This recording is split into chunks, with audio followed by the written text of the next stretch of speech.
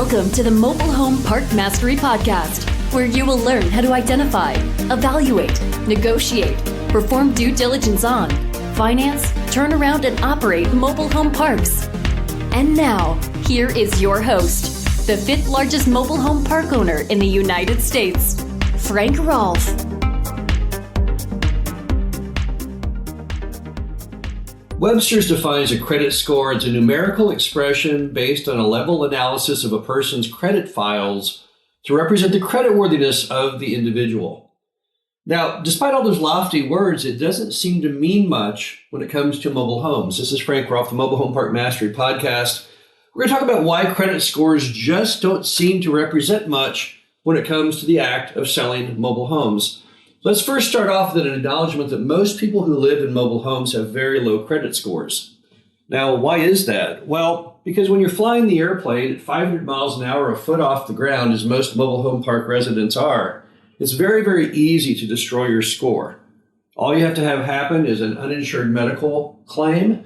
And of course, most people, many, if not the majority of Americans who earn the lower 20% of incomes traditionally don't have health insurance and can't afford it. So all they have to do is break an arm, have an appendicitis, whatever, and next thing you know, their credit is forever ruined by a giant hospital bill that they can't possibly pay. Or maybe they had a car and they've been making the payments and suddenly they lost their job, or the car broke down and they couldn't make their payments, and once again, their credit score is skewered. But here's the reality of the mobile home park business. Even though lenders of mobile home debt are set with very low expectations of credit scoring, they have a very low default rate, typically around 5% per year, which is right in line, if not superior, to many other groups that give out credit. So how can we succeed when we don't put that much emphasis on credit scoring? Well, let's look at that for a moment. First off, mobile home parks are all about low price. We are the low cost leaders. We are the Dollar Tree of housing. And housing is the most basic necessity there is on earth. Having a roof over your head is more important to most people than anything else, than having a car, even having a television. You can't have a big screen TV if you're outside. So people have to pay their housing cost, because if they don't, they have no roof over their head. So it goes to the very top of the list of things to be paid. If you go in most mobile homes in America, you will see that there's a virtual stock exchange going on in the kitchen where they lay out all their bills each month and they organize them by necessity. What's the most important to what's the least important? Typically, it's on the kitchen counter or a kitchen table. It happens typically once a month. So they lay out all those bills as they decide which ones to pay and in what order. As long as you're the one on the top left, which is the highest priority, you're going to get paid no matter what. But if you're a magazine subscription, something like that on the lower right corner, well, then you certainly will not get paid. So mobile homes have a huge advantage because we're at the very top of that pile. Normally, the top two bills are housing, and the second is car payment, because they know if they don't pay their housing, they won't have a roof over their head, and if they don't pay the car payment, the car will be repossessed. So it doesn't matter how many bills they have or how much income they have to pay them. The key item is you've got to be at the top of the pile. And fortunately, mobile homes and all housing is the top of that pile. Next, credit scores don't truly measure a very important item. That's what we call Fightco versus FICO. So we all know FICO is a credit score. What's Fightco? Fightco means the willingness that customer has to fight to keep that roof over their head. So, a credit scoring is great and everything until somebody has that catastrophe, lose their job, get divorced, whatever the case may be. And then many people who had very, very high credit scores, well, the scores just immediately collapse. They don't have much fight in them. But people in mobile home parks can be pretty scrappy. They're willing to work extra jobs. They're willing to do jobs most people won't. That's where the cashier comes from at the Quick Trip at night, and the person who mans the window at Jack the Box in the 24-hour shift. So that degree of fight is in many mobile home park residents, and that gives them the edge of making those payments. So FICO, I would argue, is probably as or more important than FICO. Next, mobile homes are inexpensive, and that means really anyone can afford them. When I used to do my own evictions court appearances for my parks in the early days, the most painful evictions I saw were when you had an executive who was earning a huge amount of money, 20 grand a month, and now they've lost their job and they're being evicted from their custom home that cost $7,000 a month. Because you sit there in the audience, you think, well, what could the person do? How could he replicate overnight $7,000 a month to make that payment? But mobile homes are completely different.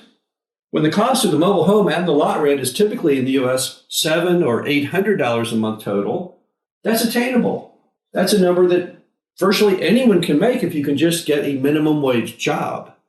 So because of that, mobile homes, because they have a low price tag, it's a price tag that most people can pay in good times and bad times. Next, everyone has a fear of living with family or living in downscale apartments. But that's the reality. If you don't make your payment in the mobile home park on your mobile home, that's where you end up. You either have to drop a notch down to types of apartments no one wants to live in, or living with mom and pop, grandma, aunt, or uncle. And because those alternatives are so unpleasant, once again, mobile home park people make those payments because they don't want to have to face those alternatives. And in a similar vein, the family doesn't want them to move in with them. We have many occasions where someone who's fallen behind on payments suddenly pops up with them via a credit card from some family member. Why did that occur? Well, they called the person and said, hey, I guess I can't make my payments. I'm going to have to move in with you, Grandma Jones. And she says, wait a minute here. Let me see what I can do. And she calls us up and says, hey, do you all take credit cards? Yes, we do. And she goes ahead and pays it up in full. Because just as much as they have a fear of moving in with family members also share that fear of people moving in with them. And as a result, they're willing to go ahead and cough up the money to keep them not living with them. Another important point is that people who live in mobile home parks typically are backstopped by two key items. One, minimum wage. And I think this is a very important point. If you go back to my example of the executive with the lofty income and the lofty expense on their home, the problem is that it's really hard to replace a $10,000 a month job. But in the U.S., when you make in the lower echelons of income, there's one thing that can't happen, and that is no one can pay you less than the minimum wage. Now, the minimum wage is different in every state. I would say the average state in the U.S. is typically today somewhere between $10 and $15 an hour. And if you take 2,000 hours typically of employment time per year, that means you are guaranteed $20,000 to $30,000 a year based on your minimum wage in that state. But you can't go down from there. So if you're working at Jack in the Box and you're making minimum wage, one thing's for sure, you can't take a big wage concession. It's illegal. They can't come back and renegotiate you and say, okay, well, you know what? We've got so many applicants here at Jack in the Box. We're going to drop you down now to $7 an hour. Nope, can't do it. So mobile home park residents enjoy a nice, safe zone there where the amount that they earn is pretty much consistent at all times. Additionally, a lot of people who live in mobile home parks are on government programs such as Social Security or disability. And once again, they're backstopped. They have a nice fixed income from that. And many are on Social Security and yet earn little money on the side, working at such jobs as Walmart, as a greeter. That's a classic. But nevertheless, what it means is they've got income that is backstopped.